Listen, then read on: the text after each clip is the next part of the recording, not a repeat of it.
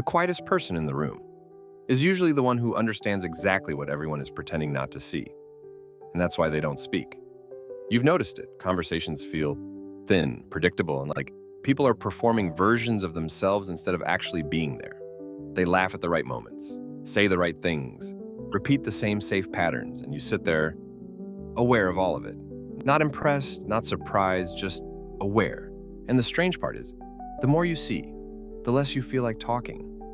Because once you start noticing how much of human interaction is scripted, you can't unsee it. You realize most conversations aren't about truth. They're about comfort, agreement, avoidance. People don't speak to express reality. They speak to maintain it. And something in you stopped wanting to participate in that. So you became quieter, not suddenly, but gradually. You stopped filling silence just to keep things smooth. You stopped explaining yourself to people who weren't really listening. You stopped offering parts of yourself to spaces that couldn't hold them. And now, you exist differently, still present, still aware, but slightly removed. Like you're watching the world through glass, close enough to see everything, but never fully inside it. This isn't random, and it's not a flaw. It's what happens when awareness outpaces belonging. When you see through things too early, you lose the ability to comfortably live inside them. This is the paradox that thinkers like Carl Jung pointed toward. The deeper you go into your own mind, the less you can tolerate what is shallow, artificial, or unconscious in others. Not out of arrogance, but because it feels misaligned. Even the Stoics understood this restraint. Epictetus once taught that unnecessary speech is a form of losing control, because every word you release without intention is a surrender of awareness. And you learn that instinctively. You don't speak less because you have less to say. You speak less because most of what's being said doesn't feel real enough to respond to. But here's the part no one tells you. This awareness comes with a cost. Because when you stop engaging in surface-level connection, you don't just lose the noise, you lose the ease, the effortless back and forth, the feeling of being naturally included. You start to feel like you exist on a different frequency, not better, just separate.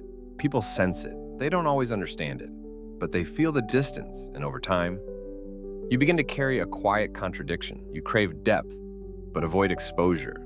You want real connection, but hesitate to enter spaces that feel false. So you wait for conversations that don't feel forced, for people who don't require performance, for moments where you don't have to filter yourself. But those moments are rare, and in the absence of them, silence becomes your default. Not because it fulfills you, but because it protects you from dilution, from misunderstanding, from becoming something you're not just to belong. And slowly, silence stops being a choice and starts becoming who you are. But here's the truth that changes everything. Your silence isn't just awareness, it's also avoidance, not of people, but of risk. Because speaking, real speaking, requires something you've been withholding. Exposure. To say what you actually see. To disrupt the script. To break the pattern everyone else is quietly maintaining. That comes with consequences.